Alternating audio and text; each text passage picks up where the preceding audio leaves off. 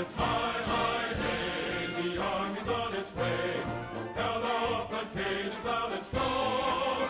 For wherever we go, you will always know that the army goes rolling along.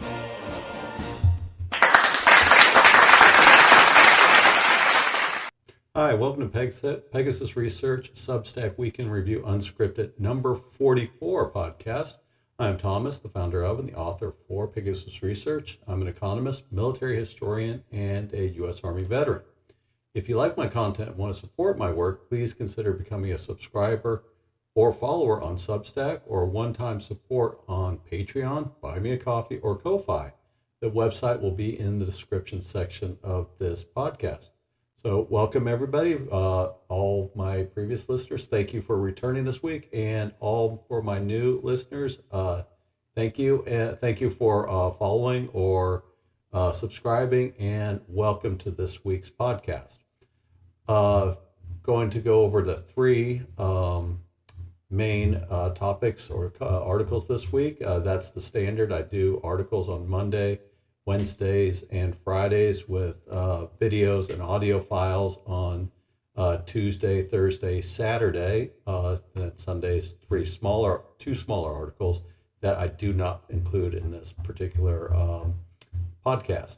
So the first one is the challenges of the Baltic Sea, nuclear warfare policy, Cold War to today, and it's the West Philippine Sea Newsletter, Volume 24. So we will start with, first I want to go, and I had a commentary about some of my general tone that I set with some of my articles. Overall, my general philosophy of this is, I know that I'm American. I know that I have my historiography is based on an American point of view. I do try to take a balanced approach. I do try to be, sometimes I try to create an opposite of view just to stir up debate and thoughts in people.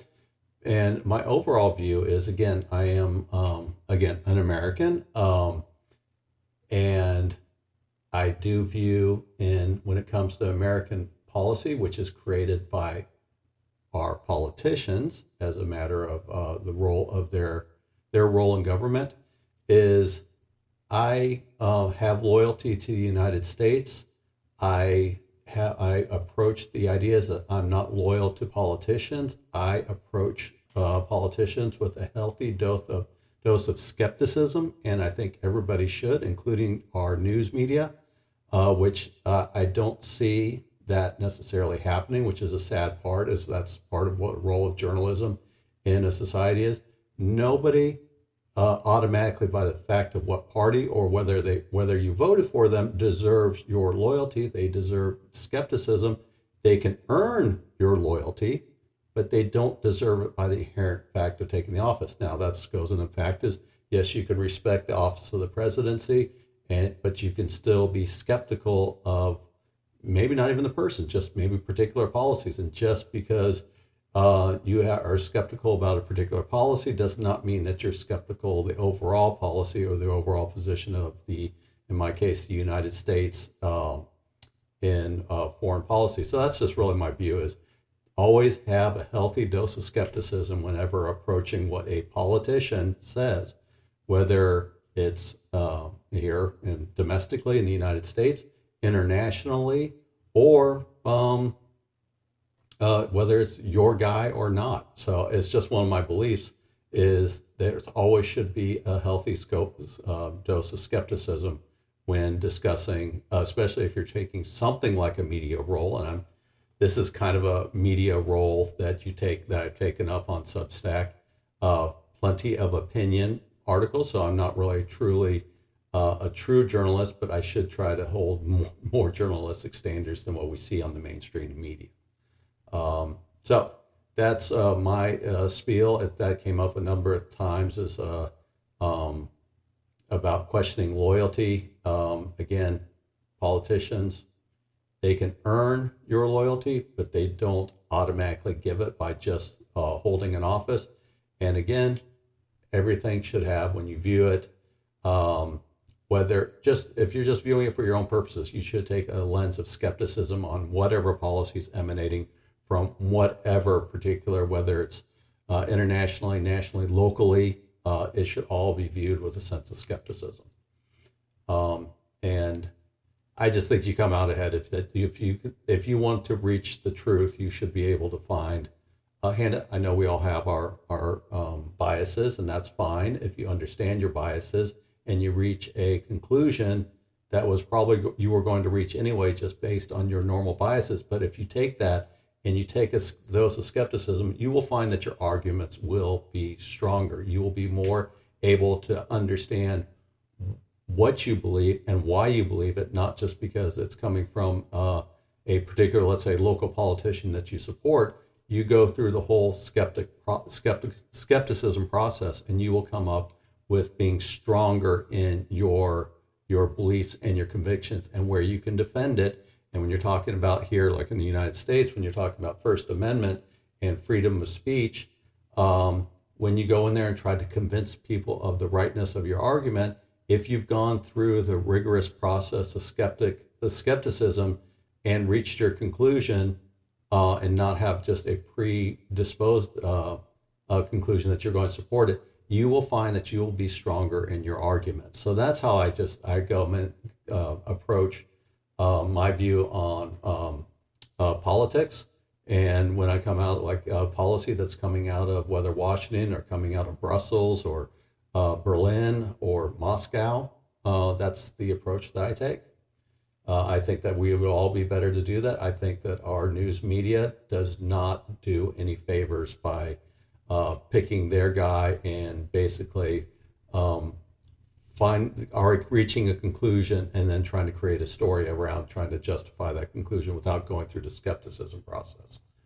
Again, we all have our biases. You might end up in the exact same place that you were predisposed if you didn't want to go through the skepticism process, but you go through it, you will be stronger in making your arguments, and in a free society, being able to convince people of your position. Now, if they listen and maybe they're, call them fanboys, and they don't want to go through the skepticism process, well, at least you did your part.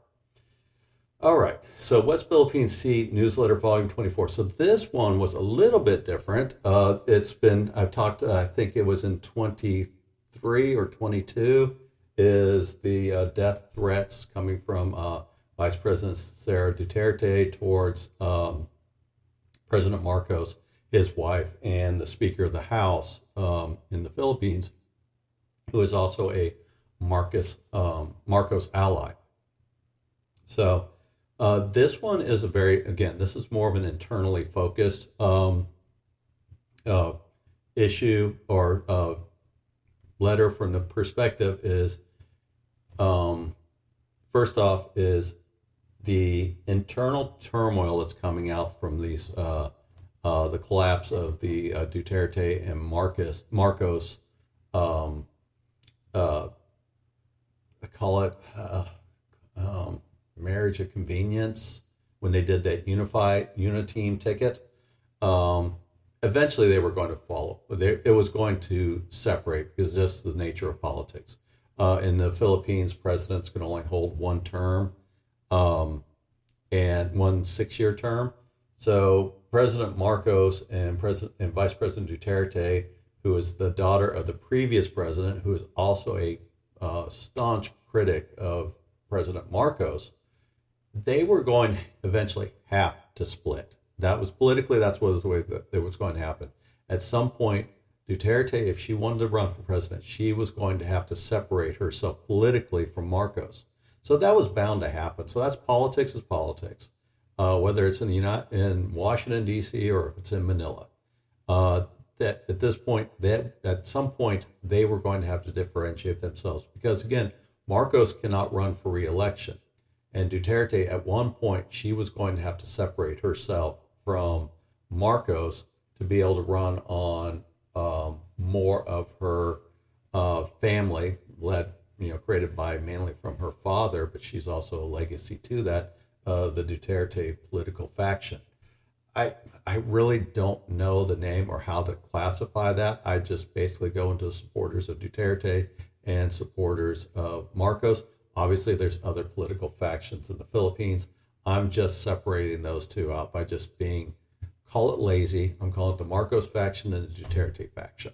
And I think between the two of them, they represent about 2/3 of the electorate in the presidential and vice presidential election of the Uniteam ticket. So obviously, large political factions. Ferdinand Marcos Jr. is obviously the father of the longtime president who did maintain his position through martial law and some changes to the Constitution. I don't want to say that he was a dictator, but he was not. He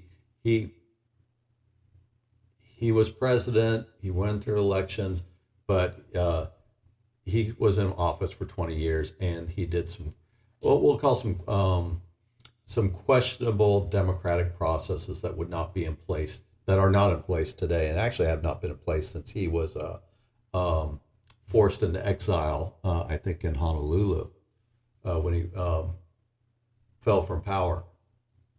So that's how I'm just basically splitting the family. Now, in the backdrop of this internal conflict within the Philippines is you have the territorial disputes in the South China Sea and the West Philippine Sea.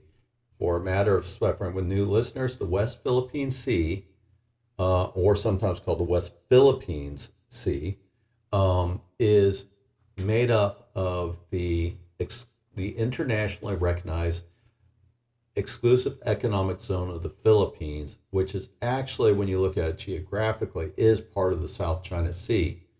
But because of this dispute between the Philippines and the Chinese over the Chinese basically claiming all the South China Sea through the outline on the map of the 9-dash line, which is a series of islands and reefs and island, not constructions, but island formations in the South China Sea.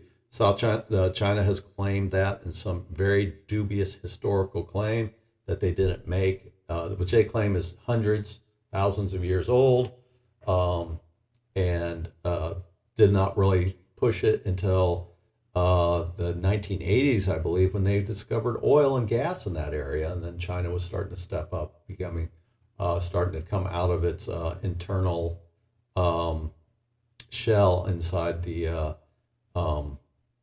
in the landlocked in the area that they lived, where they started expanding out into being a little bit more of an international, having a little bit more influence internationally outside of just the continent that they inhabited. So it was really kind of a questionable area, but that's how I'm splitting out. The West Philippine Sea is basically the internationally recognized exclusive economic zone of the South China Sea, and China claims all of it. So they named it the West Philippine Sea to differentiate that this is actually Philippine territory. And so this ongoing internal dispute is going on while there's still this outside dispute with China over territorial integrity.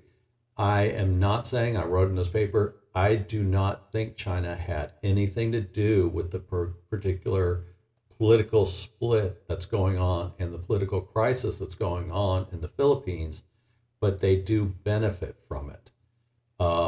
Some people will go in there as the Dutertes tend to be, they call them pro-Chinese, where they say that Marcos is pro-American. I would say that is not necessarily the most accurate way to describe it. I would say that the Dutertes, obviously the Philippines for the longest time, especially under Marcos Jr.'s father, was, and after the World War II, was very much oriented towards the United States and was a United States ally. It was a very large naval base, I think the largest naval base in the Pacific outside of the United States, operated in Subic Bay, and obviously a very important part, especially when the Vietnam War was going on. So obviously a very important military base in the Philippines. The Philippines and the United States were very much aligned with each other. The oldest defense treaty that the United States is in is the one with the Philippines. They were very closely aligned. So the Marcos family could be seen more as being pro-American. I would say that Ferdinand Marcos Jr. has embraced more of the American side. He's embraced with Japan. But he's not, I would not say that he's necessarily pro-American. He is more pro-American than his predecessor, Rodrigo Duterte, who was president and is also the father of Vice President Sarah Duterte.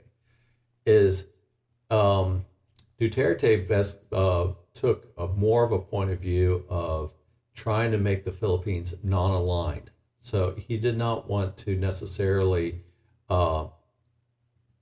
dispel with the American, the closeness that the Philippines have had in the past or in their history with the United States. And that's been kind of a rocky past ever since Marcos' father, President Marcos, Ferdinand Marcos Jr., his father was definitely very close to the United States. Following administrations were not as close, but were still generally aligned, and they still followed the defense alliance with the United States. Just after when Ferdinand Marcos, the father of the current president, when he was deposed and went into exile in Honolulu, the U.S. bases in the Philippines eventually went away, and there was no, for the longest time, there was no presence, United States presence in the Philippines, but there was still the defense treaty, and so there was still somewhat of an orientation that the Philippines were more American aligned or Western aligned than they were to China. Rodrigo Duterte definitely started moving towards China, but do not interpret that, in my opinion, as being pro-China. He was trying to move Philippines to be more non-aligned and not necessarily be a client state of the United States. Not saying that Philippines is a client state of the United States now, but definitely did not want to be a client of either China or the United States. So he definitely moved Philippines in the direction of China to get more into that unaligned camp, and that meant distancing itself from the United States and moving itself closer to China. This does not mean that he was moving the Philippines to be pro-Chinese. He had plenty, especially later in his term, plenty of disagreements with China, and eventually got to the point that he probably moved, again, trying to stay as non-aligned as possible, but he started moving back towards the U.S. position in the South China Sea dispute, which a lot of the fortified island building started before President Duterte came in and really picked up pace while he was president. So again, not a pro-Chinese, but the Chinese are benefiting from this internal struggle. So what is the internal struggle?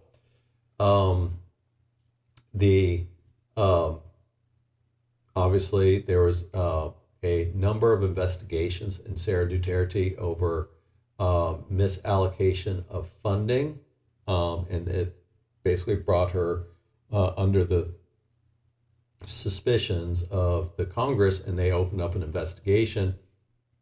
They subpoenaed the chief of staff. Now, I'm going very high level. I'm not going into the details of this.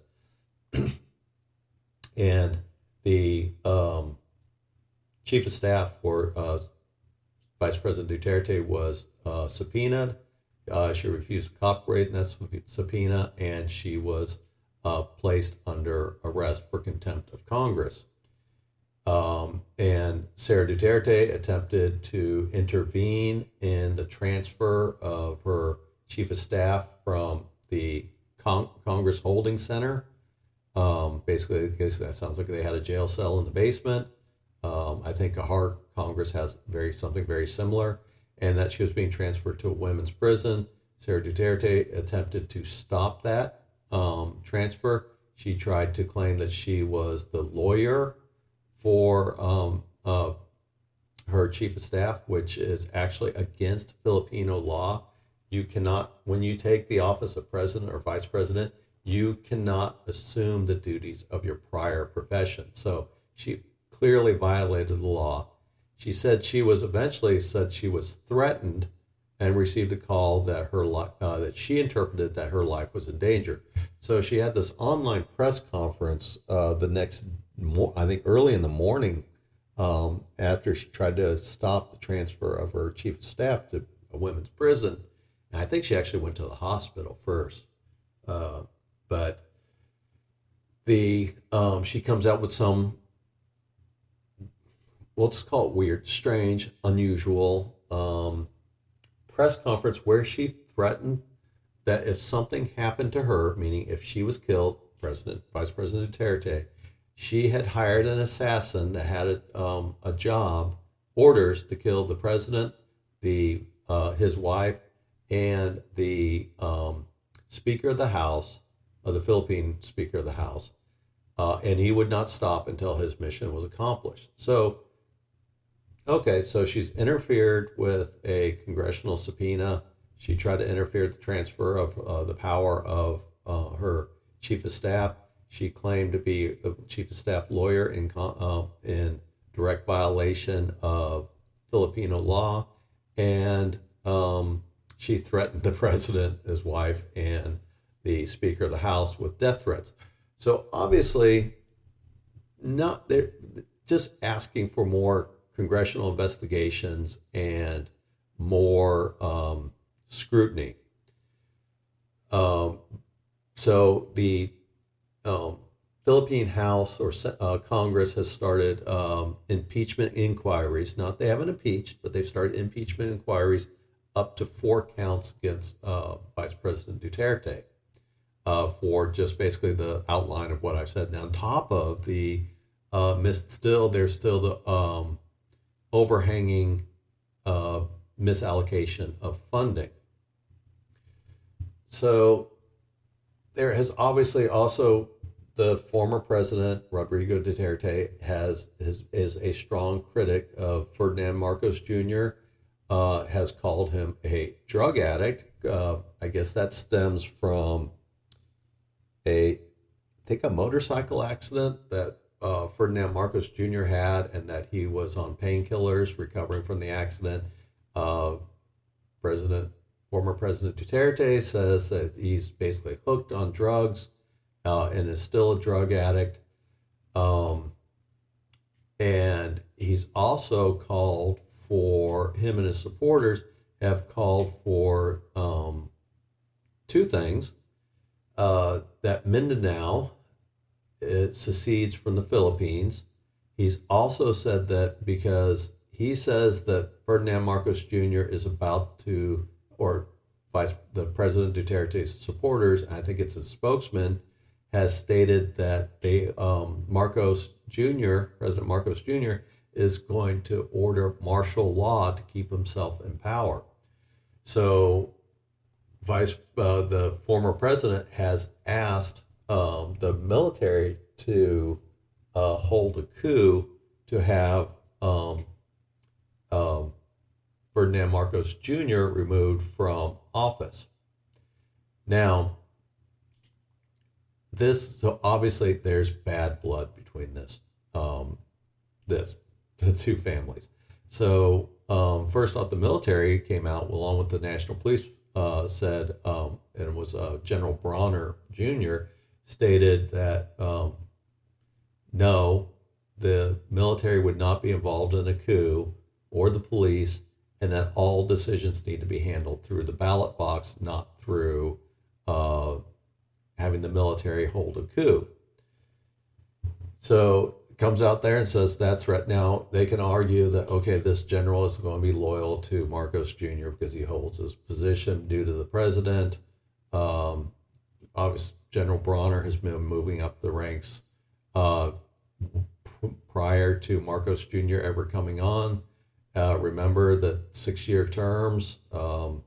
So it's obviously he doesn't owe his political or doesn't hold his position in the military to President Marcos Jr. So he comes out and says, okay, no, settle it through the ballot box. There will not be a military coup. The court has, I think, has intervened in the Mindanao question. So two things come up from the Marcos side. As I said, politics is politics. So President Marcos, they have a strange setup, especially from the here from the American perspective, is the National Security Council in the Philippines is made up of former presidents, the vice president, and so in this case, former President Duterte and Vice President Duterte, who threatened the life of the president, is he had them removed. President Marcos had them removed from the National Security Council. This is not unprecedented, but it is unusual. I think President Rodrigo Duterte had removed other people that he didn't want on the council. The supporters for President Marcos said that this was completely justified and proper because the National Security Council is supposed to provide the president with the best possible advice to make a decision. And obviously, at this point, you can't necessarily trust the Duterte family if you're from the Marcos's position, especially when you got some calling for a coup, you're calling for secession of Mindanao, you're threatening the president. Really? Okay, can you really trust their advice that they're in this unselfish position of providing the best possible advice to the president? No, they're not. They're not. So obviously, it is it is not. What would you say? It's not unusual, or it's not inexcusable that the president would make such a decision. Would not be. It's not an outlandish decision to obviously you have a lack of trust in these two. Now, the other thing that comes up there is again where President Marcos, where you have former President Duterte calling for the secession, calling for a coup, or his supporters, is when President Duterte was president, he had committed to an anti-drug campaign in the Philippines, and the International Criminal Court has investigated this as that there was extrajudicial killings in that drug war by President Duterte. And last week, the week that I wrote the article, is a former hitman who said he had killed 50 people at the orders of President Duterte. Basically admitted that yes, he did do this, and then at the same time he fled the country. I'm not sure what country he's in, but he's out of position, basically backing the International Criminal Court position. Now, the Philippines has been very adamant, much like the United States, that they are not they do not participate in the International Criminal Court, nor do they recognize their authority. Now, politics is politics. The President Marcos and his supporters have softened their position that they are willing to listen to the International Criminal Court's charges and make a decision if they are going to cooperate in the investigation against former President Duterte. So it's, again, politics is politics. Not saying that President Marcos is wrong, but again, where he's getting this opposition from Duterte, he is not, we'll just say the Dutertes are getting in the mud with death threats and coup threats and death threats. The president and his supporters are also willing to get into the mud and use their political clout against the Dutertes, just as the Dutertes are trying to use their influence in government to try to change an outcome, to try to have President Marcos removed, whether through an assassination. Now, the assassination threat is based on if something happens to Vice President Duterte, that's when supposedly, allegedly, this death threat goes into effect. But you got that overhanging the president, and then you have the secession talk and the calling for a coup from Duterte supporters. So obviously there is a lot of bad internal blood going on inside the Philippines. So this is made where in the prior months, the Philippines has been very externally focused in its struggle against China. Now, this is a struggle that Vice President Sarah Duterte, before she accused or threatened to have the president killed or assassinated, was also critical of President Marcos being too confrontational with China and not willing to seek a solution to the problems in the Philippines, along with the Chinese, or with the Chinese opposition. So this is a distraction for the. Sorry, I had to stop for a moment because of noise coming from the outside. Okay, so this obviously has caused a distraction where the prior months, the Marcos administration has been very much outwardly focused over the sovereignty issues in the South China Sea, the West Philippine Sea. Now they're becoming very much internally focused because of this political crisis going on in the country. The U.S. and Japan remain focused to the external threats of the Philippines and have largely stayed out of Filipino politics. And that is the correct thing to do. And so I think they're taking the correct steps, is not trying to interfere with the internal affairs of what's going on inside the Philippines. I will say, in my opinion, the U.S. prefers the continuation of a more predictable and supportive Marcos over Duterte. But again, Marcos Jr. will be removed. He only has one term. So I think that goes up in 2028. So, but right now the U.S. prefers continuation of Marcos over a Duterte. So that would most likely include supporters of Marcos in the next presidential run. And that's where a lot of this comes to, is setting up who's going to, in this political split, is if Sarah Duterte is not going to run, she was basically the heir apparent to become the next president. That was probably going to be challenged by Marcos supporters at some point. So again, this uniteam ticket of convenience was eventually going to come apart, as Marcos supporters, to replace President Marcos in the next election, were not going to just cede the election to Duterte. So again, the split was eventually going to have to come. The U.S. would have definitely a preference over the more stable and predictable and supportive work of President Marcos over a Duterte presidency. And certainly they would like to see a much more continued stabilization and not have to worry about a coup threat, not have to worry about assassination attempts or threats inside the Philippines. They would more prefer to have some type of continuation of the more predictable standards. Now, this comes into is also the U.S. is basing the ideas they're going to have support of the Marcos government and the Marcos faction supporters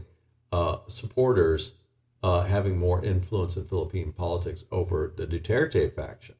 And they're viewing that this is supposed to extend beyond 2028. The U.S. has started providing financial assistance in a series of $500 million grants. Now, if this will continue under the Trump administration is still up in the air, but it's grants that allow the U.S. to have joint bases inside the Philippines. And that's where I talked about earlier, where there was a period after the Ferdinand Marcos Jr.'s father, Ferdinand Marcos, when the U.S. had bases inside the Philippines, they were exclusive U.S. bases. Well, there's a long period of time where there's no U.S. bases at all in the Philippines, and now they've started offering support and offering leases to bases in the Philippines, and these are joint bases, not exclusive bases. So the U.S. is paying to upgrade some of these bases in their support of Ferdinand Marcos and his struggle with China. It is somewhat self-serving, not going to sit there and admit it's not, is a lot of these bases are facing outward towards the South China Sea and the islands that the Chinese try to claim, but they also orient towards Taiwan. And so if there's a battle and invasion of Taiwan, these Philippine islands that U.S. Has bases, joint bases with the Philippines, could be used, if the Philippines permit it, to be used in the actions against, or any actions decide to defend Taiwan. Part of those $500 million grants is that one of the things is, as the Philippines are trying to establish a type of deterrence against the Chinese and their encroaching claims in the South China Sea, is they want more advanced weapons. They got BrahMos cruise missiles, supersonic cruise missiles starting to be delivered from India, which is an India-Russian joint project. Also, you're starting to see deployments of U.S. missile systems, Typhoon missile systems, being permanently deployed, or a temporary deployment with an indefinite date of withdrawal. So there's no set withdrawal date. It was supposed to be withdrawn back in September, and the Philippines said basically, no, the U.S. can keep it there as long as they want. Well, they're also asking for Typhoon missile systems as well. So the issue is, and they're also setting up joint operation centers with the Philippines. The issue is that the Philippines need also a more robust security infrastructure before they can start receiving advanced U.S. weapons, if they choose to purchase them, or if the U.S. wants to supply them on a grant. So part of those $500 million is to improve the infrastructure of China, or of the Philippines security infrastructure.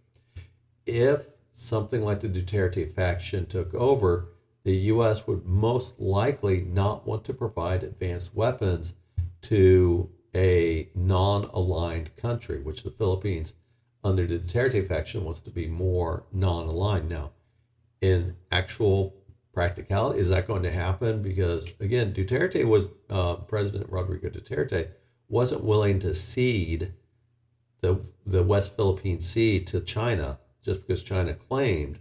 So he did have his own pushback against it. So it doesn't mean just because of a Duterte faction comes in that it's necessarily going to go to full non-aligned status, or it's going to have enough disagreements with China that it doesn't want to embrace getting too close to China. But the U.S. is going to be concerned if Philippines goes to a non-aligned status and softens its position with China. Some of the security infrastructure and the thoughts of giving advanced U.S. weapons to a non-aligned country are going to become very much into doubt. Now, they would still provide U.S. weapons to the Philippines, but it would not be a Typhoon missile system of their own, or something where they're talking about the USS Philippine Sea, a Ticonderoga class guided missile cruiser, is supposed to be retired sometime later this year. Philippine Congress has asked, could that be donated to the Philippines? Well, obviously they would have to have the security infrastructure to do that.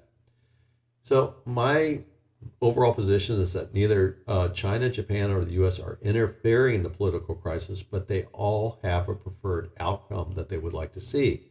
Now, I do not see that any of the countries would interfere in the internal politics of it, because if they are seen by the Philippine people of interfering in internal domestic politics of the Philippines, there will probably be a significant backlash from the electorate of the Philippines, and they'll act out in accordance.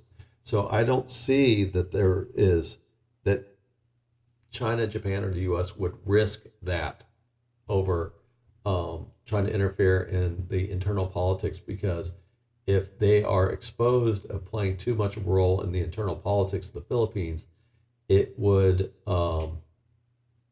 put the Philippines most likely, or increase the likelihood that they will go push them into the other side's camp. If the U.S. interfered with it, it would push the probably lift the prospects of the Duterte factions and push the Philippines closer to non-alignment.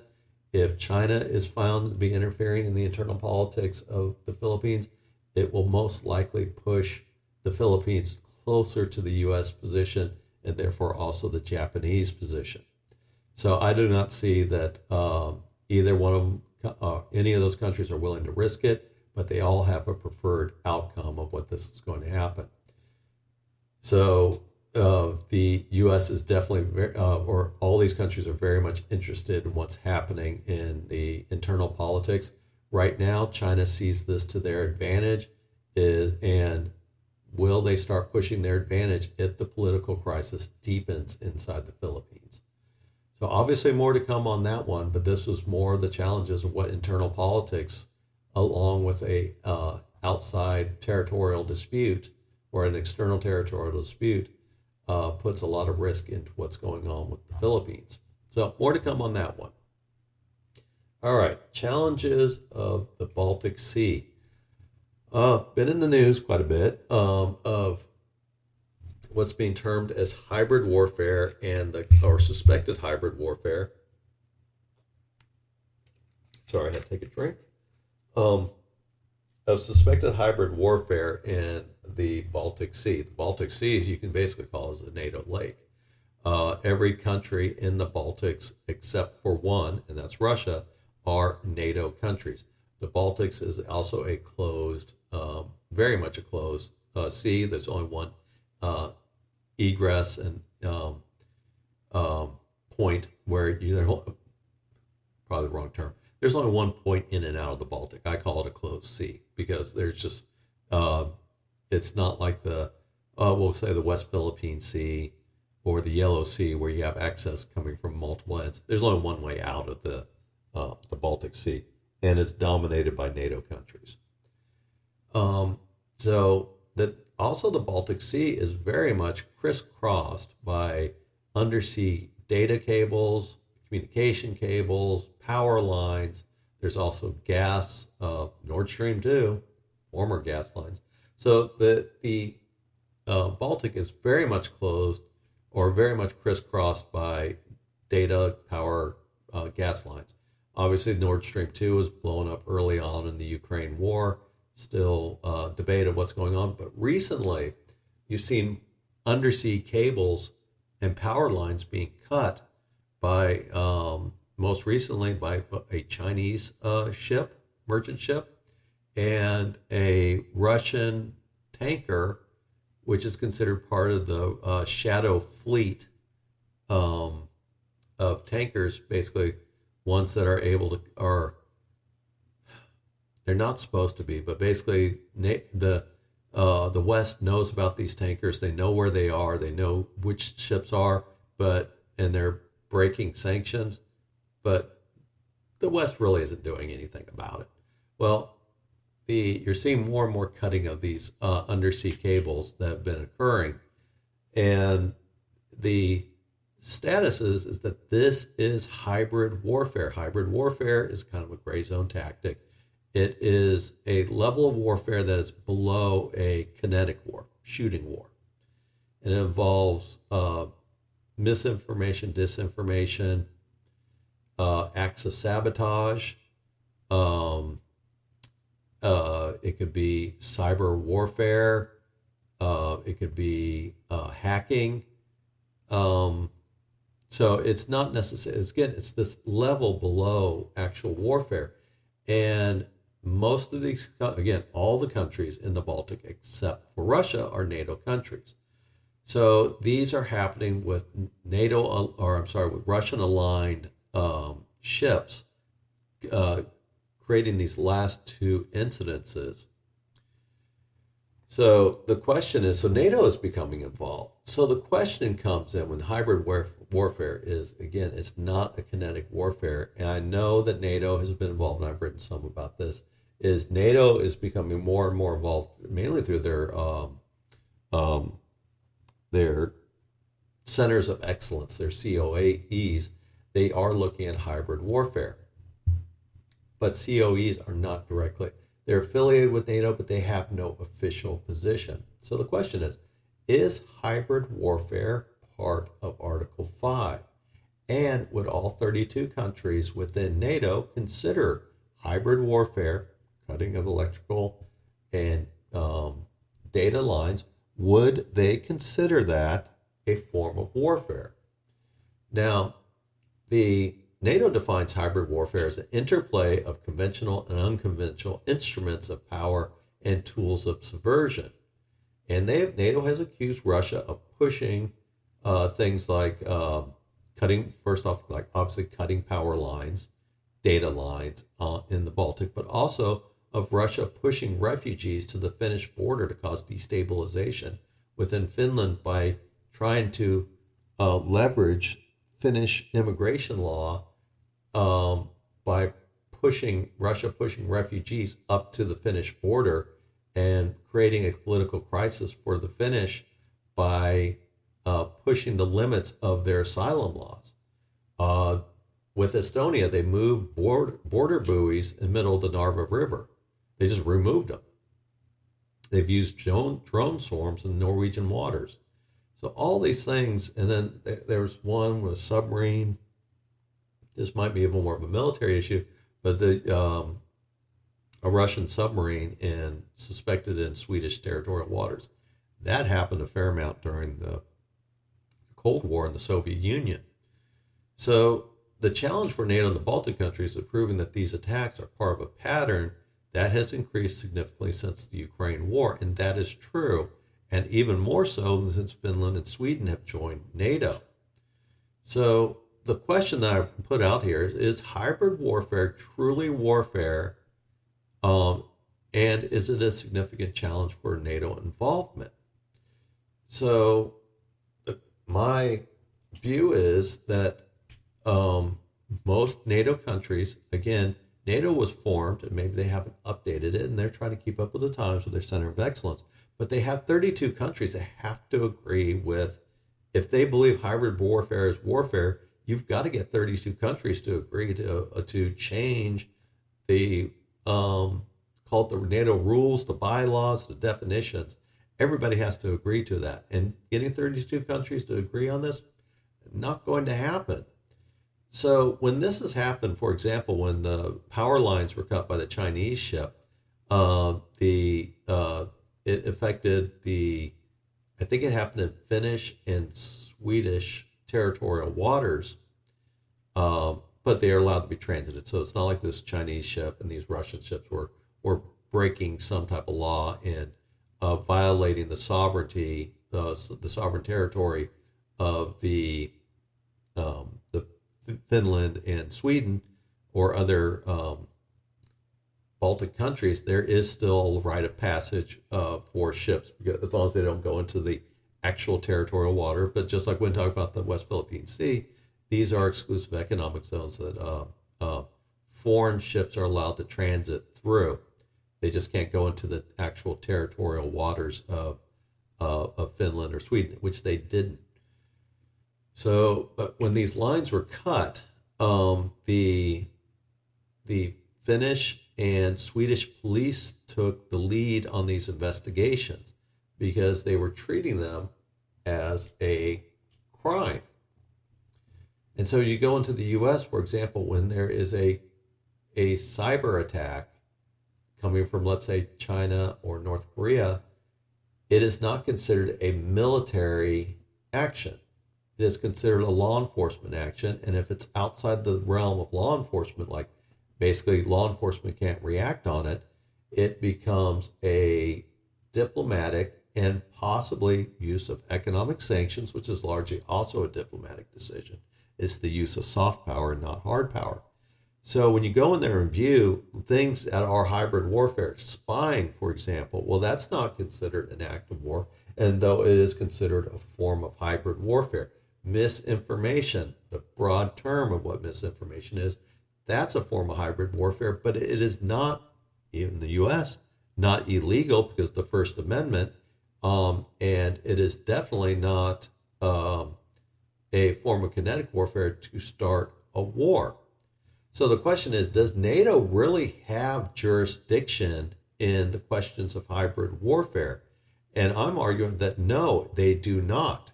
Because first off, even if they assumed it, you're not going to get 32 countries to agree to it. And so that means the 32 countries haven't already agreed to it. Now, I'm not saying NATO is wrong that hybrid warfare is a form of warfare, and their definition is, I'm not saying their definition is incorrect. In fact, I would view that their definition is relatively correct for something that is as broad-based as what can be considered hybrid warfare or gray zone tactics. So I'm not saying they're wrong. I'm saying that they don't have a role in this. This is a law enforcement action. And if it's outside the reach of law enforcement, it becomes a political action and not a military one. Because what is the role of NATO? So now the question is, if they started saying, well, this is critical infrastructure, so this is a military activity. Now, during the if a war, hypothetical, strictly hypothetical, let's say a war between Russia and NATO broke out, yes, if they identified that the infrastructure that's on the bottom of the Baltic is considered critical infrastructure to NATO countries, yes, the military does have a role. But short of that type of kinetic war going on, there is no real position or authority that NATO has in being able to stop hybrid warfare. It is really comes down to, is it a police action? It's not up to the navies. And so most of the view is the Coast Guard is a police action and not a military force. And thus when a country has now they can flex in. I know that the U.S. has done this where we deployed our Coast Guard overseas. But for the most part, the Coast Guard is a law enforcement function. So go back into the example of the West Philippine Sea. I think it was under the Obama administration, is that when the first problems of the Chinese fortifying the islands, in this case, a lot Philippine islands, when they started fortifying, taking these islands, creating artificial islands in these shoals and these reefs, and then militarizing them by putting airfields on them and putting resupply bases. The U.S. basically put a position is that they would let this play out as a international dispute to be settled diplomatically.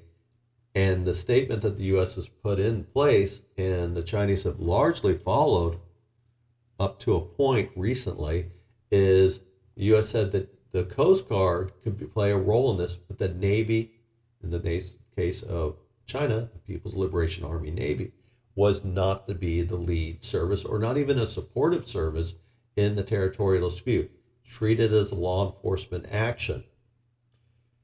So you go back in there and you go into a territorial dispute and you're talking about the cutting of power lines, which is an illegal act, a criminal act. That falls under the Coast Guard. That does not fall under the military. So the U.S. even has an established position that something like these types of disputes fall under the Coast Guard, law enforcement, and not under military. So it goes back into the original point, is this is not a law or military enforcement action. NATO has no role in this. In fact, you go in there, can NATO send assets into this? Well, no, because they don't really have jurisdiction over this. Again, if there's a kinetic war between NATO and Russia, strictly hypothetical, then yes, NATO would have a position of protecting critical infrastructure along with law enforcement. Basically, if a Russian ship went through first off, it would be very hard to break a NATO blockade in a case of a war. But if a ship goes in there coming out of a Russian port, and let's say it's a neutral flag ship, and it cuts undersea cables that have been considered critical infrastructure while a kinetic war is going on, yeah, NATO military could seize that ship. They could sink that ship. But outside of that, this again does not have a place for NATO. And so this really falls under the the countries within that make up NATO that they need to handle this as a law enforcement function, and NATO does not have a role. In trying to militarize a police action would be basically like the U.S. allowing China to use their Navy, to make the claims in the West Philippine Sea. So if you want to be consistent, and I know oftentimes rules within international politics are a point of convenience, where it doesn't matter about being consistent, it's about being convenient to justify your point before a world audience. The Russians do it, the U.S. does it. You'll see just about every country serving in their own self-interest. It is hard to sit there and say having a consistent set of standards within the power play of politics. So if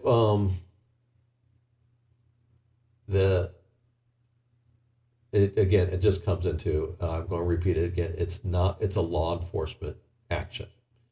And that's what makes hybrid warfare difficult. It's hard to sit there and make it fall directly in a law enforcement action, but it definitely does not belong in a military action unless you just want to go full military and say, if anybody does this, we're going to start shooting up your ships or sinking your ships or shooting down your aircraft or destroying the infrastructure you use to conduct cyber attacks. That's not going to happen. And again, you go into the West, which calls themselves a rules-based order. There is plenty of law in both the U.S. and in the European Union. There is no shortage of laws on anything. And so clearly these are going to fall under the law enforcement function short of a kinetic war. So hybrid warfare does not fall into warfare. And so it's not a NATO solution to solve. This is something, for example, the European Union, or if you're not a member of the European Union, this is something you form within your own associations of law enforcement. Now, it does help if you're, like, for example, the European Union, and there's a cyber attack on, let's say, Finland, coming from Russia. Okay, then you have political power and leverage in numbers. The European Union is a very big economy, bigger than the U.S., bigger than China. But that's where it comes into is it's not a role for the Navy. And the fact that they go in there and start thinking that the solve for hybrid warfare is military is an incorrect way to start approaching a problem. I know even the tendency of the U.S. is, hey, call in the military, they'll fix the issue. They are not the fix for every issue. And when it comes to law enforcement, they are uniquely unqualified to do this. Not saying it's capabilities, because you just go in there and start shooting the place up for whatever caused the hybrid attack. But that is something you want to avoid, especially when you're talking about the ideas of the history of gray zone tactics, is oftentimes that's what they want. Now, the Russians push it to the point is that they know that NATO is not going to try to, or European countries are not going to act out through open warfare against a hybrid attack. The Russians know that. There's not a military solution. That's why it needs to be more aggressive approach of law enforcement and the use of soft power. I know that Russia is sanctioned out the wazoo right now, and adding more sanctions probably seems ineffective. But as I said last week, and I've gone on before, is the sanctions against Russia in the war are wholly inadequate, almost in name only. Tighten the sanctions up and maybe you could start making a difference. So again, the idea that this is NATO's problem to solve, yes, NATO can be vigilant, but they do not have a role in hybrid warfare until after a kinetic war starts. And then there's a military solution that you can argue for. So, again, really going into the idea is that there's too much of this knee-jerk reaction that every solution or every problem has a military solution. And short of going in there and just doing gunboat diplomacy and fixing all problems through violence, they have to find the West needs to find a more cohesive way to address these types of hybrid tactics. So that's my view of it. And again, maybe it's a dueling hybrid warfare type situation between the countries now. It could escalate and then become a military issue, but that's a whole different issue. In the current view is it's not a military solution. And it's actually more of a hindrance than anything else. All right. So last article for this week, Nuclear Warfare Policy, Cold War Today, Part 6. This is Part 2 of 2 of the riveting subject of civil defense. Now, you'll have to absolutely forgive me. This, coming from my previous articles about PD 59, which is the introduction, the changes to nuclear strategic policy or strategic nuclear policy under the Carter administration, which superseded the previous targeting of the Nixon administration, which was enforced through Nixon and the Ford administration, and almost all of the Carter administration was changed. PD 59 makes a note about PD 41. PD 41 included a doctrine of about civil defense, a civil defense review, which included another, I think, PD 32 and NSSM, which is National Security Study Memorandum 244, and there's one other study involved in that. So it's when I started writing this article, it is just a crisscross of discussions. Now, to make it simple, is PD 41 stated that the let's see if I can find it here. Let's see here. I'm going to try to find the one signed by Jimmy Carter. So we're going to talk about PD 41, which is referenced in PD 59. So you're going to excuse me. This one I'm going to read this one. This is from Jimmy Carter, September 29th, 1978. PD 41 or NSC 41. PD stands for Presidential Directive. It's under the subject heading, U.S. Civil Defense Policy. I have reviewed and recommendations of the Policy Review Committee meeting on PRM 32. PRM 32 was a review of going back and looking at U.S. civil defense policy, and it highly relied on NSSM 244 from July 24th, 1976, which again was not a presidential directive, but a study, and it was signed by Lieutenant General Brent Scowcroft, National Security Advisor to President Ford. All right, so I have reviewed recommendations of Policy Review Committee meeting PRM 32 based on I direct that the U.S. Civil Defense programs seek to enhance deterrence and stability in conjunction with our strategic offensive and strategic defensive forces.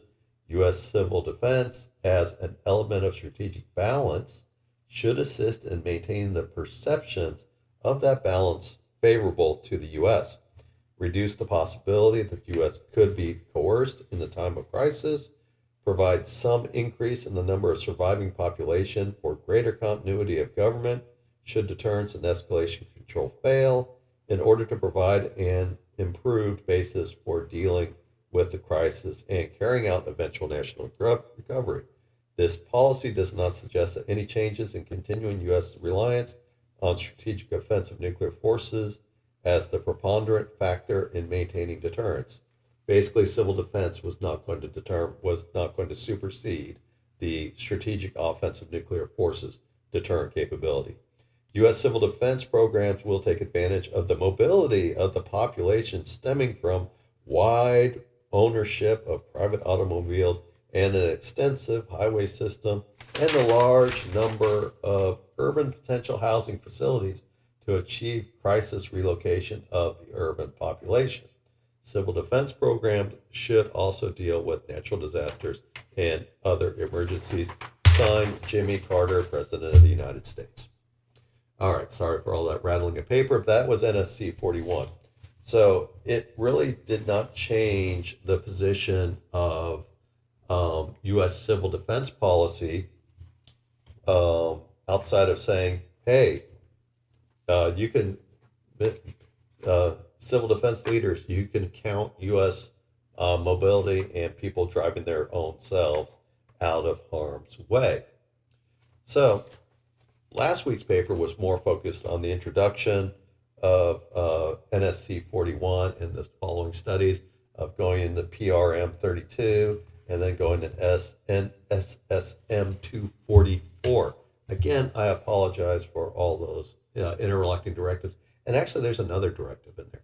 And when I go through NSSM 244, there is hundreds of pages of studies that were attached both to PRM 32, referencing back to NSSM 244, and then the NSSM 244 also had studies of its own. So a lot of crisscrossing of this. So last week I talked about the Soviet defense program. So the idea is, I will go back and read this here too. I think he sums it up better than me. I do go back to a lot of Gwen Dyer in some of my motivations for writing these papers. I think Gwen Dyer is from the 80s. He's still alive today, being an activist today as well. He's not really a journalist. I would say that he's more of he's an author, and he's a filmmaker, and he's also performs a lot of lectures. He's Canadian, though he will sit there and say that he is from Newfoundland and not from Canada, but Newfoundland is part of Canada. But it used to be separate of Canada, so he identifies himself as more of Newfoundland, but he lives in London, and I think he also lives part-time in Canada. He is, he's gifted, and he has a solid understanding of issues. He's moved actually into climate change since a lot of his gloom and doom theories of the Cold War did not come true, but it doesn't necessarily mean he was wrong. One little change, one little approach, a cooler head's not prevailing. Yeah, a lot of what he predicted could come true. So I do rely very much on, or not rely on, I do read a lot of his points, knowing that he tends to be a little bit on the sky is falling, the worst possible outcome on everything. So again, he has a legitimate point of view, but he always takes the most extreme position or the most likely outcome one does not want to have. So I'm going to say, quote, by the mid-60s, the U.S. government no longer worried about shelters. America's strategic theory for a while actually held that it was not only practically impossible to protect the civilian population in a nuclear war, but that it was wrong and dangerous to even try. Nuclear war would only be unthinkable if the people on each side were helpless hostages to the other side's nuclear weapons. The doctrine of mutual assured destruction, MAD for short, end quote. Gwen Dyer, War, 1983. That war, in that case, it's from his documentary, which was, I think, a 6 or 7 part series that he did in the early 1980s. So that's the thing. You go in there and think about nuclear war is not only wrong and dangerous as you try. So it was practically impossible to protect the civilian population in nuclear war, but that it was wrong and dangerous to even try. So where does that statement come from? Is the idea is both under mutually assured destruction and under any type of limited war doctrine that was being formulated prior to President Carter, but probably much more focused under President Carter about the idea of a limited nuclear war and making it more formalized in U.S. nuclear strategic doctrine, is even though mutually assured destruction was the idea is if a war breaks out, a nuclear war, you just go out and you destroy the populations. Without a population, you don't have a country. Okay, that's so. But even under the limited nuclear war theory, is the idea is that you could attack and do city avoidance, but you always held out that ace in the hole, if you want to call it that, was that the population centers could be attacked if so. Let's say the U.S. attacks Russian or Soviet ICBM complex. Is the idea is don't attack our cities and we won't attack even though we attacked your nuclear ICBM facilities, and maybe it's a tit for tat exchange, is don't attack the populations or we will destroy your population centers. So that was a lot of it. So the idea was the ace in the hole to prevent the destructions of the countries and to not escalate a limited nuclear war to the point of a general nuclear war was we will destroy your population centers and vice versa. So the idea is that, yes, that population center was always considered some form of leverage to prevent a nuclear war from starting under a mutual assured destruction doctrine, or it was meant to as a way to prevent a limited nuclear war from escalating into a general nuclear war. And President Carter, in his assessment, that even when he was creating the idea of limited nuclear war, he stated and also required updates that the reserve force was sufficient to carry out these counter value targets. The population centers, attacking the cities, destroying the population. These were always as part that there had to always be, even if you're committed to the idea of a limited nuclear war, there still had to be a reserve force held back that was big enough to be able to destroy the other side's population.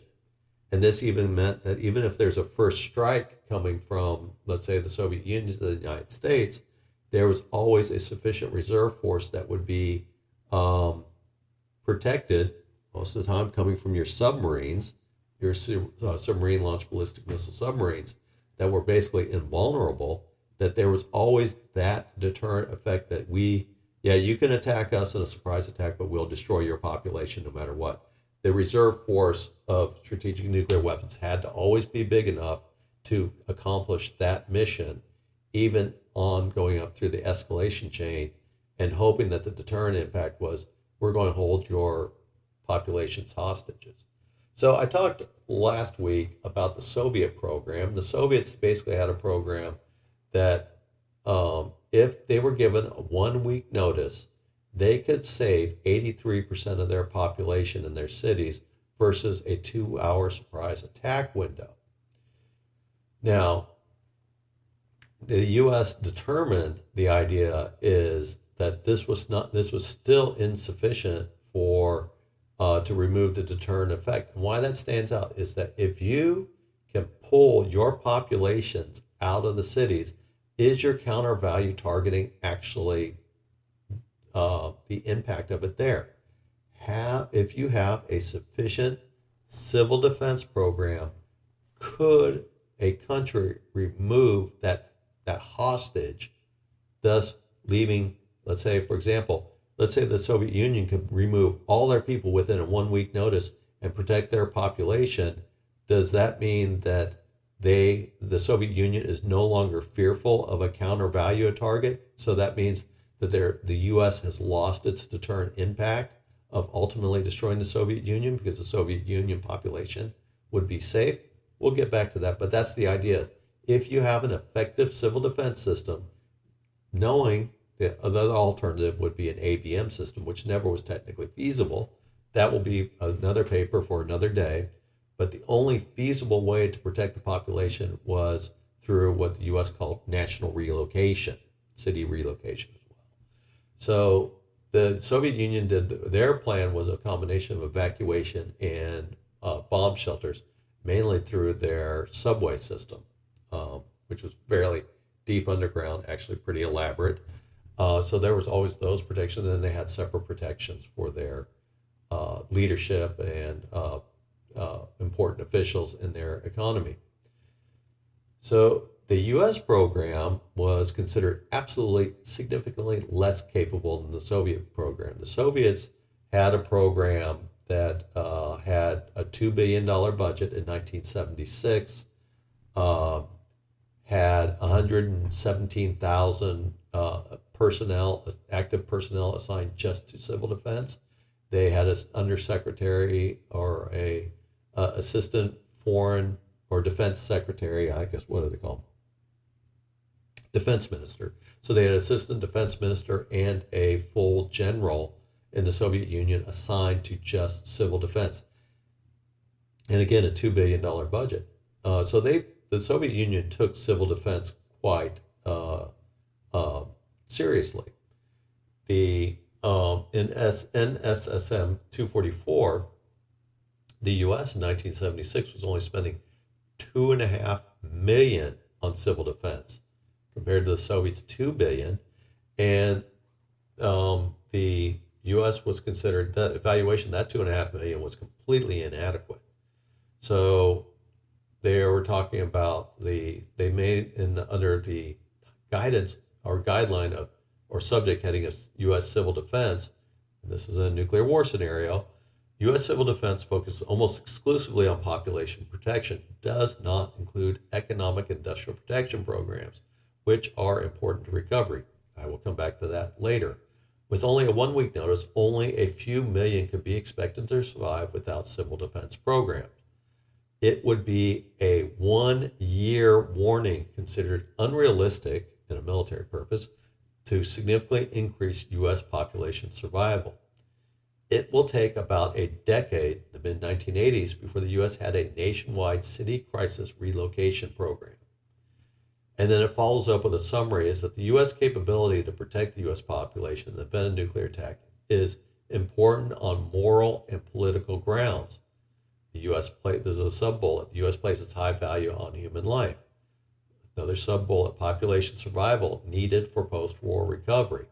Another sub-bullet, the lack of ability to protect the U.S. population could affect the willingness or perceived willingness to react to Soviet threats at thresholds between non-use of nuclear weapons or limited employment of nuclear weapons. And then another bullet, not a sub-bullet, but another bullet. While the Soviet civil defense does not degrade U.S. deterrent, hardening, and dispersal programs could pose problems to the U.S. strategic objectives and weapon acquisition employment and policies in the future. So the idea is that go in there and kind of going through point by point why this stands out. And this is where the idea of U.S. civil defense or any civil defense, both U.S. or Soviet, could be destabilizing because, again, if you could remove that threat of the population being held hostage, that frees up latitude of what another country could do. They're basically freeing up the hostage situation. Think about it this way is, think of a police having their guns drawn and you have a bad guy holding a gun to somebody's head, and there was some way to remove that hostage from the bad guy's position. And then what happens is there's nothing holding the police back from shooting that guy all full of holes. That's kind of like the idea is that's probably an analogy that can be used to describe if you can remove the population hostage, that gives a whole lot more latitude in the use of force that one side can use over the other. So again, focuses on population protection. People are what makes up a society. In the West, they make up voters and they have political voice and say-so in matters. The Soviet Union, obviously, they did not vote, but if you lose the support of your population, they become less dedicated to the serving the state, because your average party, high-ranking party Politburo official was not making those tanks, those nuclear weapons. They weren't arming, they weren't flying the bombers, they weren't making the aircraft. So there obviously has to be some form of political support, whether through the ballot box or through some form of trying to motivate the individual to serve the state.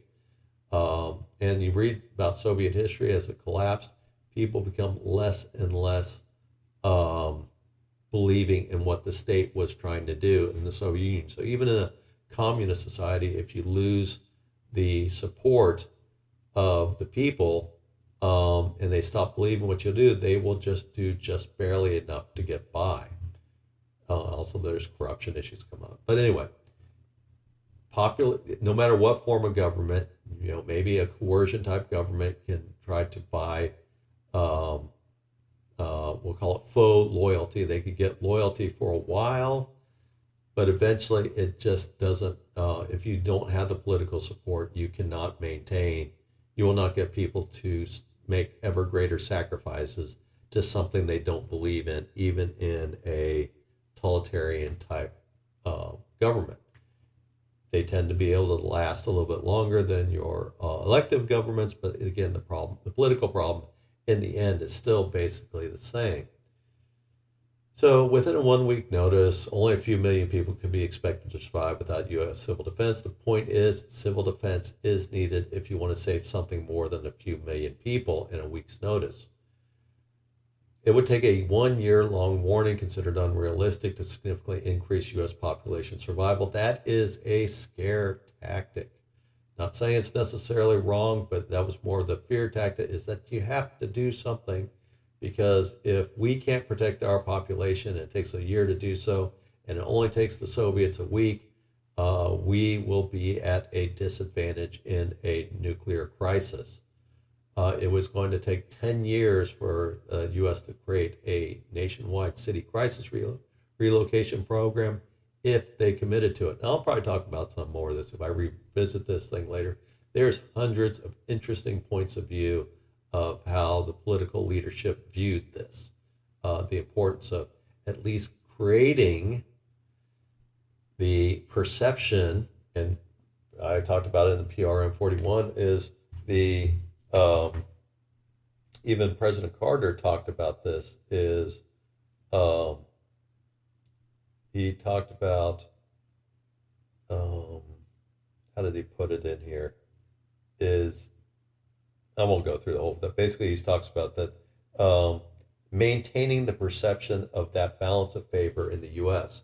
The U.S. had to be, the U.S. population had to be convinced that they have a superior human defense program, and that the U.S. government places high value on human life, and they just stick with the policies. We will make sure you are protected. So the idea is the perception that the U.S. government was committed to protecting their lives in the name of civil defense, when in actuality, they really weren't, because they understood, and I'll get back to this a little bit later, is that they weren't really committed to the idea of civil defense, nor were they wanted to.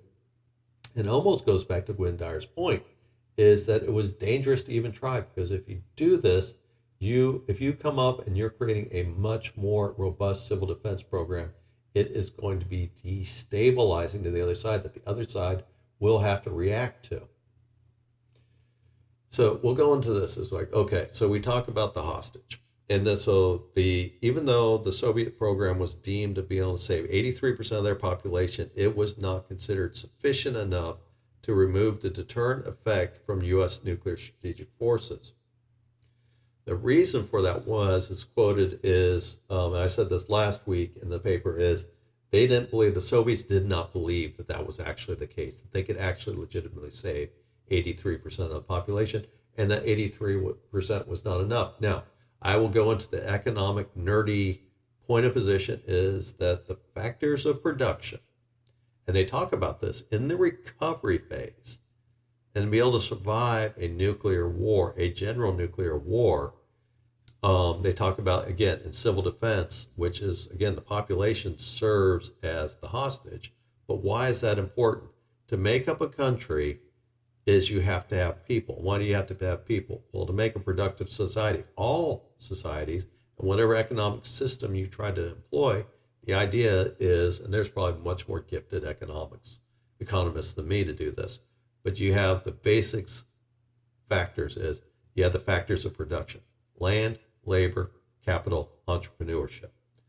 The economic system that you choose is going to determine, it does not remove those four factors of economic, the factors of production and economics. Populations represent your labor, but that's only one of the four positions. But then labor also, for the most part, makes up entrepreneurship. So you can go in there and say and that's why a lot of, like, the original classical version of economics only had land, labor, and capital.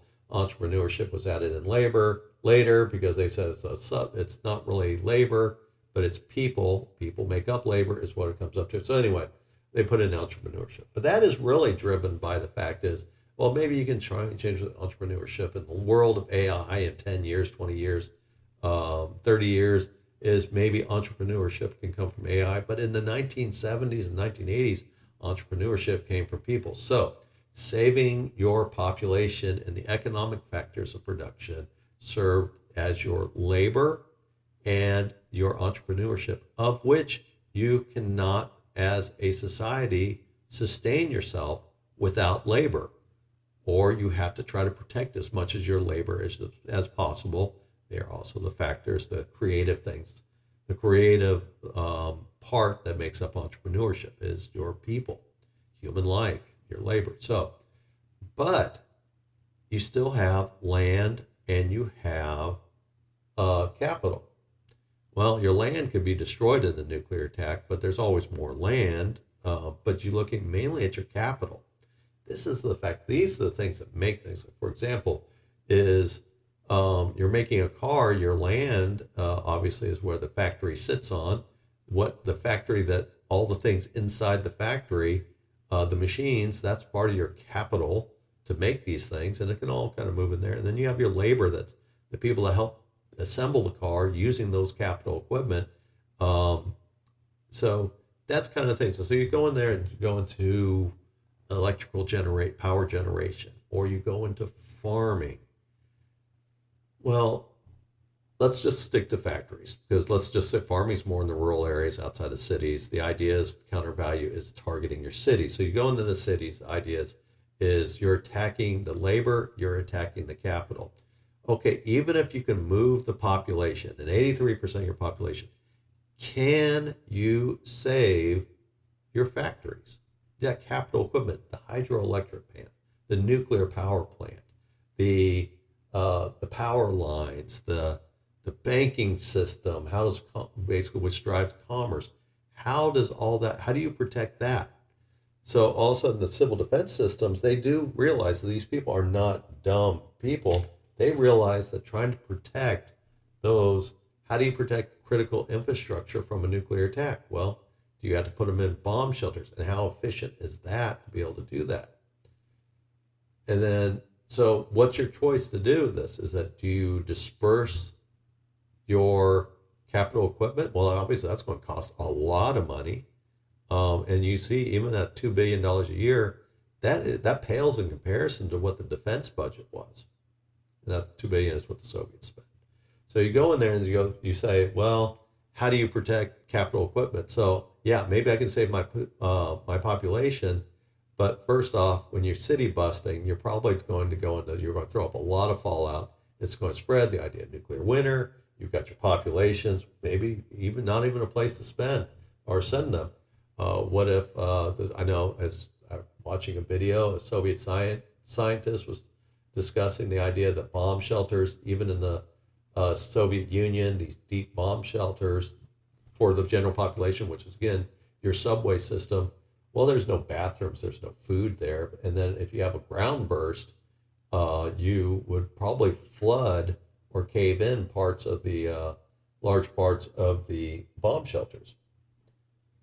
But anyway, so let's say you save your population, but you lose all your capital equipment in the process. So that causes a problem. It's like they had no solve for it because it would cost so much money to do. So what's the other option? Is dispersal. You disperse out your populations away from the cities. Either you have urban sprawl, you start sending out factories out into the area. Well, if you send out factories, again, we're not talking about the times of today or the future where there's a lot of robots building it in these factories. They still require very much people. So if you build the factories, the population has to follow. You can go back again. You can argue that, okay, technology has improved, and it has. That even when the Soviet Union in World War II started displacing their factories and moving them from the western part of the Soviet Union, Ukraine and Belarus and parts of southern Russia, and moving them past the Ural Mountains, they also had to move the workers there too. So again, you can't just move the factories. So, okay, if you can protect the factories by burying them in there, you got to also have, making them underground. Is that really practical?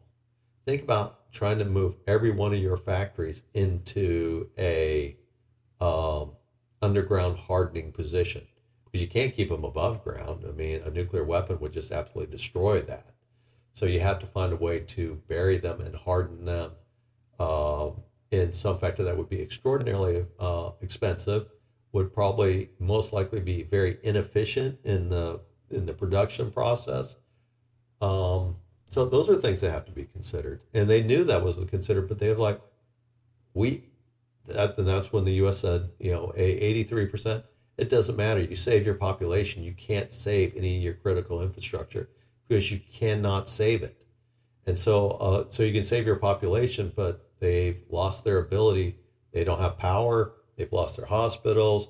They've lost all that's been destroyed in nuclear war. And then also because you're doing what we call it city busting, you're going to create a lot of fallout that's going to scatter across the countryside, even into your farmland. So they realize that no, they can't, even though you could go in there and say, yeah, I can move my population, that does not solve the problems of your other factors of production that are needed to maintain a viable economic system which makes up a society. You can't have a bunch of Soviet or American leaders and either have your population destroyed or all the things that make your population possible non-functional. And even then they go in there and says, well, that the post-war recovery. Well, if you saved your population and lost all your critical infrastructure, it will be very hard to maintain any form of government. It would, obviously you can rebuild, but it would be an extraordinary long amount of time that eventually, most likely, there would be no real functioning central government, and it would break off into much, much smaller types of states. Most likely, I don't know for sure, but it's very unlikely that if you can't protect your capital that makes up your economic factors of production, it's going to be very, very difficult to create bring your society back through some form of central government. And so that was the crux of when they go in there, the U.S. Civil Defense Policy. They had no answer for that. And so the other part is, well, okay, you could use disbursement. So let's say you scatter out your factories, you scatter out your populations, you get them out of the cities, and you create maybe smaller cities. Well, what's the solve for that? And so do you make smaller cities through disbursement? So the idea is, well, I can save 50% of my industry by just moving them out of the big cities and making them into smaller cities and move the populations. So, okay, so I have, instead of 1 million people, I'll say 5 million of your population not concentrated into a large city, you have 5 million scattered into your, maybe you don't have near big of a city, and you scatter out that 5 million over 3 times the area that you had before. Well, knowing that you still have the issue of trying to fortify your capital, again, your power plants, your factories, and all that, you're still not going to be able to move them underground. But you're thinking, okay, I dispersed them, so chances are they're not going to be able to use so many nuclear weapons, or their limited number of nuclear weapons will not be able to get every single target. So what's the solve for that? Build more nuclear weapons. So it actually would be, if they went through a disbursement process, it would actually create another arms race. It would be the impetus to be able to get back up to that counter value targeting. So instead of having 25,000 nuclear weapons for each side, and again, remember, the idea of mutual assured destruction is you had to keep a sense of balance in your deterrent. In fact, that meant that you have to have nuclear equivalency. So if the U.S. says, okay, the Soviet Union is dispersing out their population, I guess I need to increase to 41,000 nuclear weapons. And so to maintain nuclear equivalency, the Soviets have to do the same thing. So problem with the idea with the civil defense in this mutually, whether it's in a general war through mutually assured destruction or a limited nuclear war that could eventually move into a general nuclear war, is if you have an effective civil defense system, either it's going to be destabilizing to make another side more tempted to attempt a nuclear war, thinking that they could win it because they could save their population. But again, that's a folly, because, and I think the Soviet leadership and the U.S. leadership understood it, is yeah, you can save your population, but you can't save the other things that make up your society. So the other choice is disbursement. Start spreading out through some type of civil defense program, or more appropriately, civil defense is more of a crisis, is you make a conscious effort to start spreading out all the things that make your society. But the end result of that is it's going to be destabilizing, and that's also going to create another arms race. So the idea is that civil defense held a real point of destabilizing. So it was actually, the weirdest thing was, the strangest thing is, to Gwen Dyer's point in his commentary, is actually keeping people as hostages was the most stable thing they could do in this nuclear war chess game that they were forming, because anything else was destabilizing. And again, the whole thing of mutual assured destruction, or again through counter value targeting if you initiated a limited nuclear war strategy, was being able to have that trump card of destroying the other country's populations and their all the infrastructure that makes a society a society. Anything that broke with that was destabilizing. So it comes into a point of view that this is what they needed to do, is they evaluate what it would take to create an effective civil defense program. But if they created an effective civil defense program, or they fixed, and since you can't fortify your capital equipment and you use disbursement along with the population, both created problems that were greater than just the status quo. The status quo was leave the hostages in place. So civil defense became more of a lip service, something to keep people motivated that, yes, we are committed as a country to your protection. But actuality, the motivation was not there, because if you were going to create effective civil defense, going back to my original point, is it was destabilizing either way you slice it. And so there was no real impetus by either country to create anything like a civil defense program that could protect the general population. It was focused mainly on just leaders and key people. Everything else was, you're on your own. And even Jimmy Carter, and people say that he was a caring person. I'm not saying anything bad about Jimmy Carter on this. I have plenty of bad things to say about Jimmy Carter. But he is also very cynical by when he says that U.S. civil defense programs will take advantage of mobility and population stemming from wide ownership of private automobiles. Basically saying, we're not really going to do anything. And so civil defense program is, hey, get in your car and drive. And I'm sure there's a Motel 6 somewhere out in middle of, 100 miles outside of Cedar Rapids that you can hold up in for a year during a nuclear crisis. His pretty cynical approach was, if you want to create an effective civil defense program, just count that people can get in their cars and drive somewhere, and they'll take care of themselves. It's not a government problem. It's transferring the impact of U.S. policy. Nuclear policy was basically, it was on the individual. If they wanted to save themselves, go to it. It wasn't going to be a civil defense matter. Now, of course, they don't publicly say that, but they say, well, if you want to clown your civil defense programs to be able to protect your population, tell people they can get in their car and drive. There's that's a legitimate form. Never mind that none of the programs, for the most part, especially after the Cuban Missile Crisis, is there was not enough stores really to feed people. These bomb shelters, but how do you not only, you move your population, you get them out of the cities, take out all the destabilizing effect. How do you sustain them out there? Your factories and all that are going to come to a screeching halt.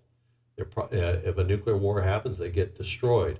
How do people feed themselves? You don't have stores of food sitting at the Motel 6, 100 miles outside of Cedar Rapids.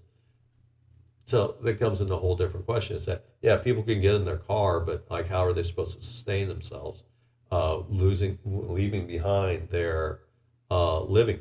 And you don't see in Jimmy Carter's statement here, President Carter's statement, is how do people sustain themselves once they get to these places in these, large number of non-urban potential housing facilities. Is there storages of food there waiting for them? And if people don't have money because they had to leave their jobs behind and their bank behind, remember, back in the 70s, we didn't have this nationwide ATM network, and even would one work in the case of a nuclear war? No.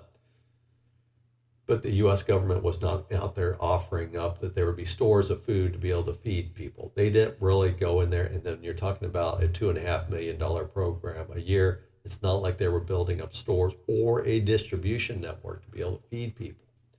So it was really a lip service type program. But NSSM 244 did make some recommendations based on a goal of move towards a 1 week warning to surge to protect 85% of the U.S. population from a nuclear attack through a combination of use of bomb fallout shelters and crisis relocation, including, as President Carter said, get in your car and drive. 1 week is considered reasonable for planning purposes, a modest cost of $215 million a year.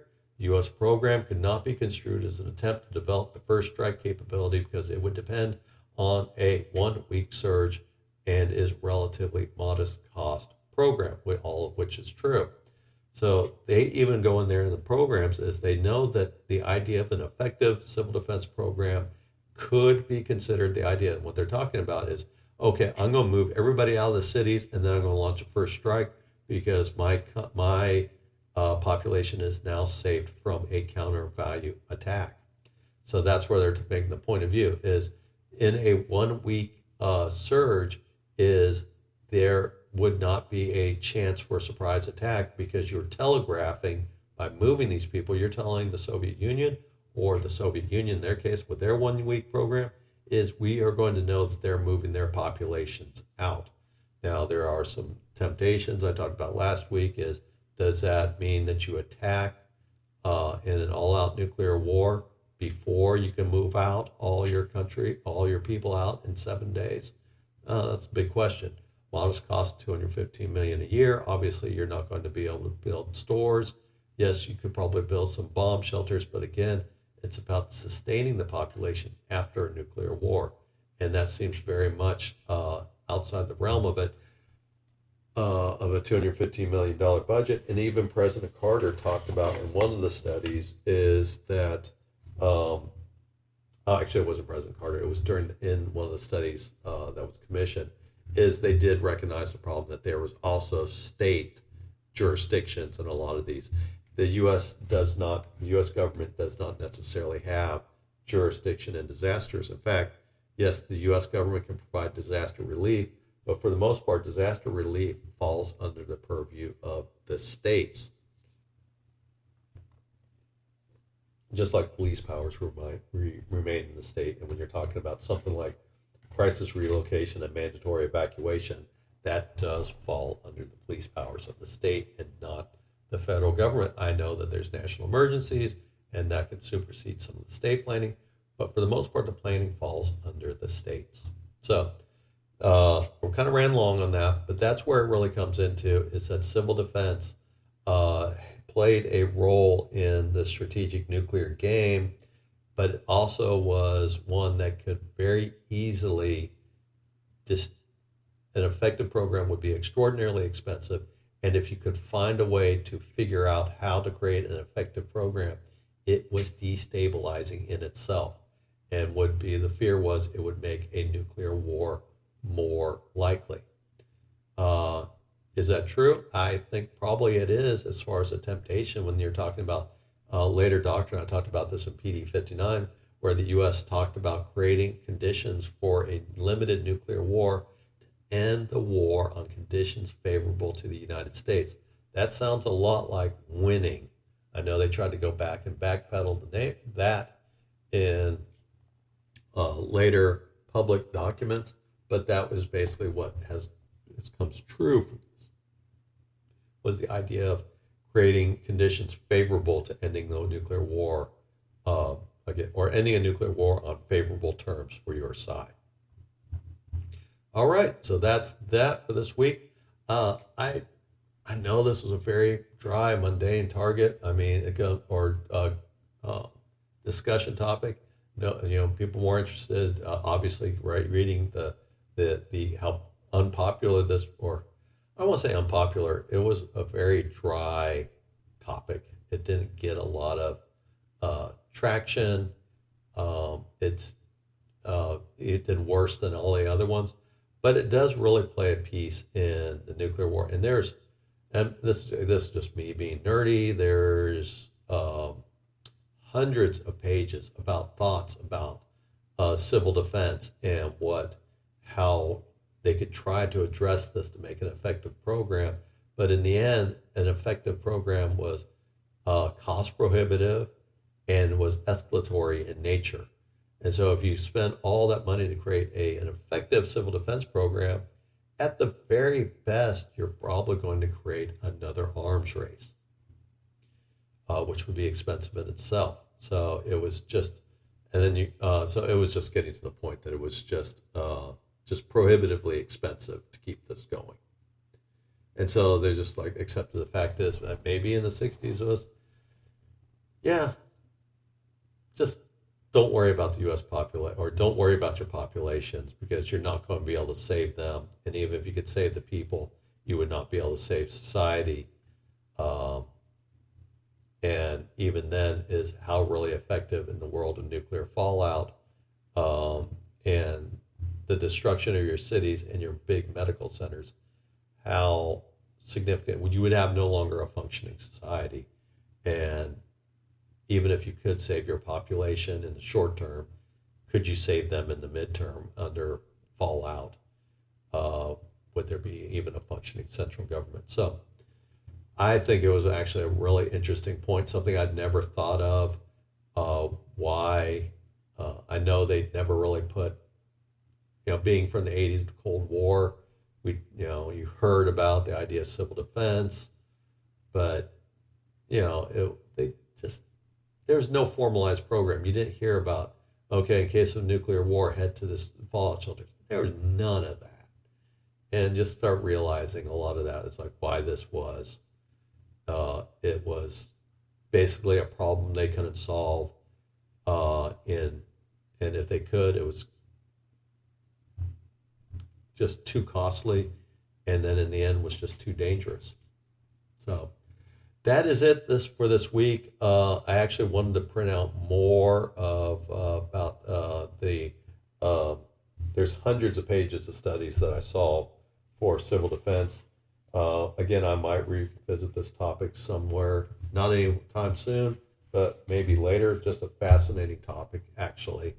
But again, because most people don't think of how it fits in the idea of nuclear deterrence. And it was not the major point of nuclear deterrence, but it was a point. And it actually played an important point in maintaining, again, the political support by creating the perception of civil defense and trying to save lives, to, if you actually committed to it, how it could actually change the strategic balance and actually make the world a much more dangerous place. Sounds really odd, but that's really the conundrum that both the Soviet Union and the United States fell into. So that's it for this week. Thank you for listening. I appreciate all your support. Thank you for all the new followers and subscribers. It would be a big help if you could become a paid subscriber or give a one-time gift on Ko-Fi, Patreon, Buy Me a Coffee. That would help. Again, I was going into having to pull a lot of these documents. I couldn't pull all these documents because it was getting to the point it was going to cost me some money. So I did pull some, but I was like, I couldn't pull hundreds of pages and get them fully put out on printouts and organized, because it just got to the point that it would just be too expensive. So that's where you could really help me, by giving donations, again, one-time donations. But if you can't, and we're not in a position, I get sometimes lots of people are asking for money on these on Substack. There's only so much money you can give. I understand that as well. So if you can't give, or you're not in a position to give, please recommend, share my content, and spread the word. And maybe there'll be some other people that want to come in and are in a position that they can contribute. So even if you can't contribute, I appreciate you listening, reading, commenting. And if you could, it would be a big help. Also, if you could make recommendations, send my content to other people as well, kind of spread the word, that will always help. So I hope all of you have a good week. Thank you for listening. Sorry this ran long, but I just had to talk about that dry subject of civil defense. All of you have a great week. If it's for all people in the Northern Hemisphere, stay warm. So all the people in the Southern Hemisphere, enjoy the warm weather. So all of you have a good week, and we will talk to you next week. Thank you.